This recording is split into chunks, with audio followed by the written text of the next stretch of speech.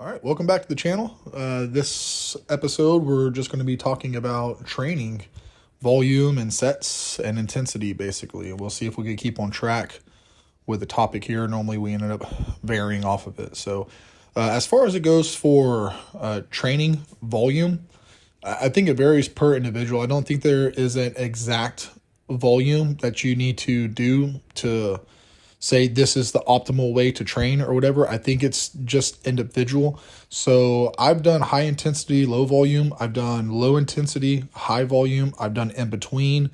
I've done all kinds of different variations. And the one thing that I noticed to be true through every variation of training I've done, if I train with a purpose and I'm very, very focused on what I'm doing, regardless if I'm doing high reps, short breaks, low reps, high intensity with longer breaks. If I put the effort into it that's called for that style of training, I get results. Regardless of what style of training I do, I get results out of it.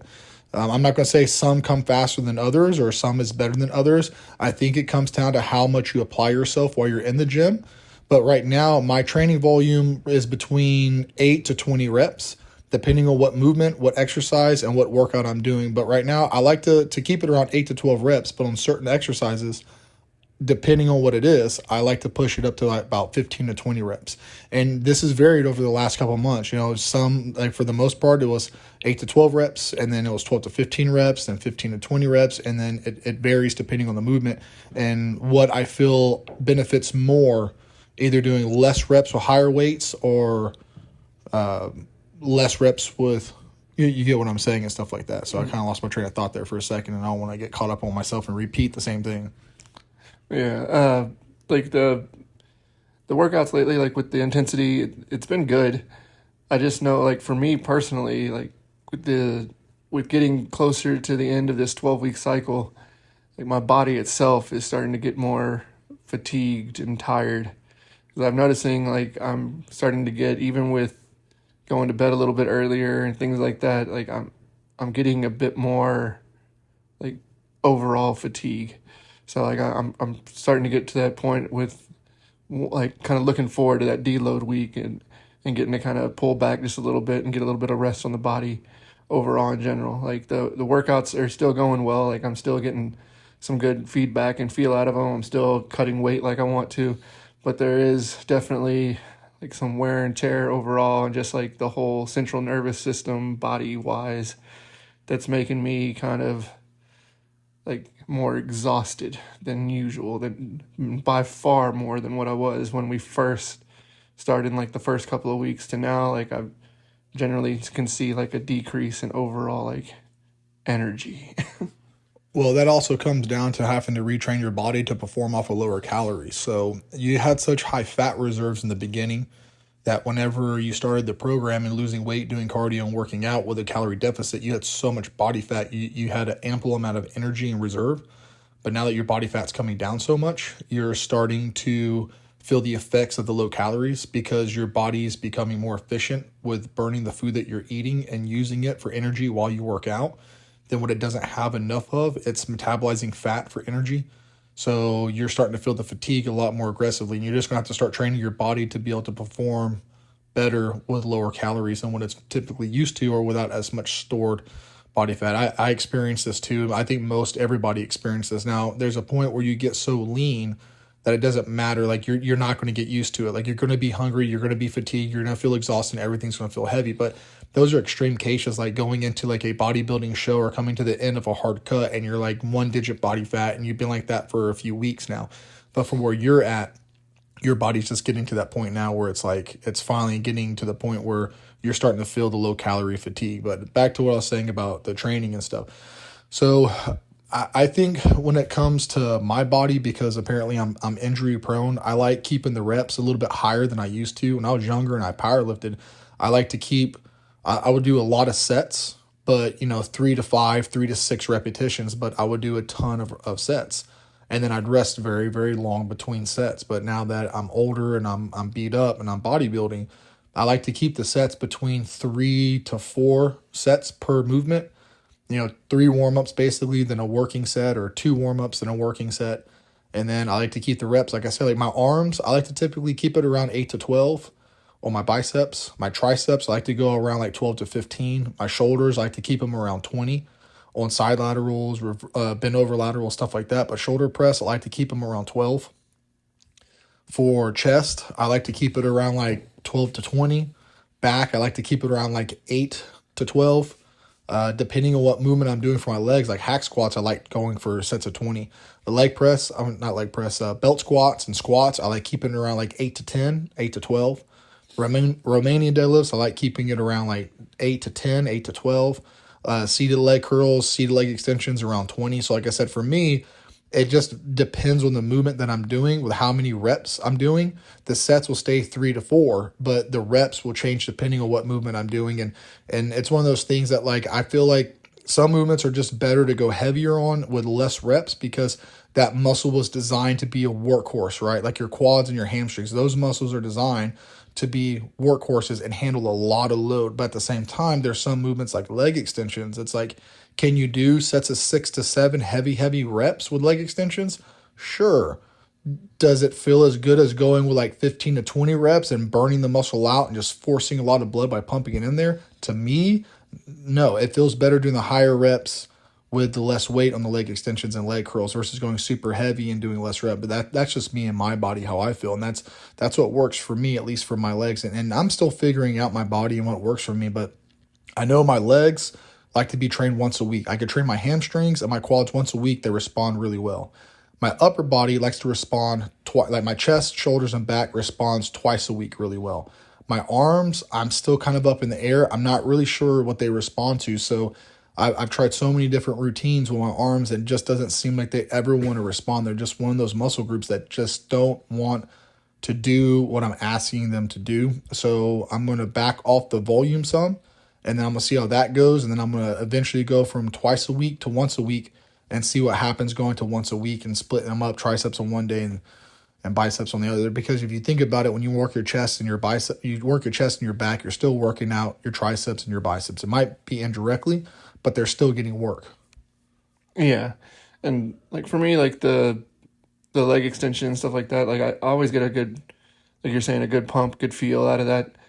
And just like an overall in general, like I feel the leg extensions for me the best when doing those. When it comes to like the belt squat and like the hack squat, when the weight's kind of light, I kind of feel like a better feedback from it. But as the weight increases, like with most of the exercises that we do, when the weight starts to get a little bit more intense and heavy for me, I start to lose that, like the feeling of like working the muscle, and I get more of just my body straining. Like I can feel like pressure building up more than I can feel like the muscle itself being worked. So like it just, like I have to find that middle ground, like where I can still feel the muscle, but the weight is still enough to keep it as like a good intense workout itself. Like I've never been one that's gonna like try and push the weight to its maximum and like just go for that like strong pressured, like intense feel of just like the weight itself. So like that's with all exercises with me too. Like I like the higher volume kind of side of things, and that's just what works for me best. So with that being said, what I'm like to do is I like to pick a weight that I can feel the first like 3 to 6 reps specifically in that area. Like whatever part of the muscle I'm trying to target or I'm trying to hit or I'm trying to fill, I pick a weight with the first 3 to 6, 7 reps. I feel it 100% in that area. And then after that, if the strain and the muscle pump gets so intense that the muscle basically goes to what I call a numb feeling, I'm fine with that because I know I'm still hitting the area that I'm wanting to hit. It's just, it's became so like engorged with blood or so like filled with lactic acid that it gets almost like a numb feeling, for lack of a better term, where you stop feeling the contraction, the squeeze, and you just feel strain and movement like what you're saying. So whatever move, if I'm doing, let's say 8 to 10 reps, I like to feel the first 2 to 5 reps like that. And then anything after that, if it just goes to like a muscle burn, fatigue, movement feeling and not a muscle contracting, I'm okay with that. As long as the first couple reps.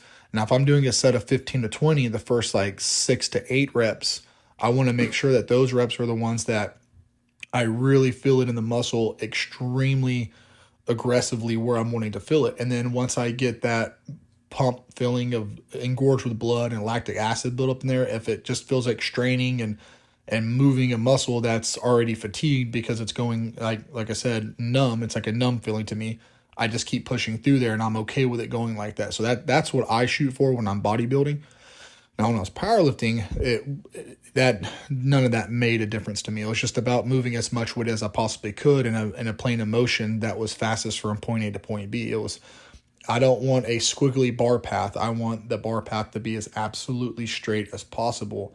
So it's the least amount of distance traveled to get from point A to point B. So that way I can lift the most amount of weight most efficiently. And if it felt like pure overall eye popping out your socket strain, then that's just what it felt like. And I was okay with that because my intention was to lift the absolute most amount of weight under control with a load that my body can handle, not looking like a scared cat on the deadlift or using sloppy form or hitching or ramping. Like the most cleanest form that I could possibly get with those loads is what I was after when I was powerlifting. But that's a completely different field. That's like comparing CrossFit to bodybuilding to strongman to powerlifting. Like they're all like Olympic lifting too. They're all forms of working out and weight training and exercise, but they all have different goals. It's all a different outcome in the end. I mean, the outcome is to be good at your field or in your sport or whatever it is you're going for, but it doesn't mean like if you can work out the same way for every field of type of activity that you're doing and stuff. So it just depends on what you're going for, is depending on how you should be approaching your workouts and everything. Yeah, and like even with like the belt squats, like tonight, doing belt squats, like the last set that we did, I had a good feel through the whole thing, and even towards the end, like the burn and like the concentration on the actual quad and everything, especially like the inner quad, like I felt it exactly there, and it just became more intense as the lift went on. And that's the kind of thing that I look for. Like as I continue doing the lift, I like to feel the area more. Like know, like hey, I'm still hitting exactly where, because that's my best feedback for me. It lets me know that I'm still like working the spot that I wanted to work on, and I haven't moved or changed something or done something that's slightly different. That now I'm hitting a completely different area without knowing it, and I have to figure out, okay, like what did I do? What did I change? Did I turn my wrist a different way? Did I move my hip a different way? Or just whatever it might be, and figure out, okay, like let's not do that next time and see if I get that feeling back again, kind of thing. And also keeping the weight at a level where, like I said, the intensity is there, but I'm able to still concentrate the feel in the area I want to have it in. It's like I said, that's my best feedback method that I've had. Yeah, and like people say, listen to your body and do what you feel, and you should be able to engage the muscle and mind muscle connection and all that stuff and everything else. And it really comes down to me if it feels good, right? If the movement feels good and I'm getting a pump off of it and I'm feeling a contraction and I'm swelling up and nothing's hurting and clicking, then that's where it's at for me at this point in time in my life and everything.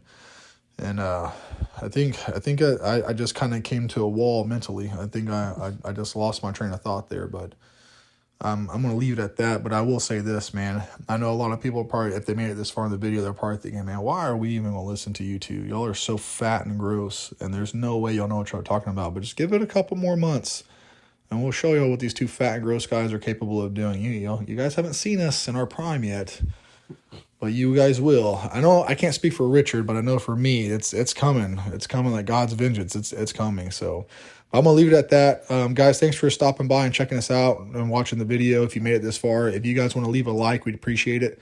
If you guys want to go ahead and subscribe, if you're not subscribed to the channel yet, if you made it this far, you might as well go ahead and hit that subscribe button. And if you don't want to, it's as simple as don't do it. It's that easy, guys. But hey, we appreciate y'all watching. Until next time. Yep. Catch you later.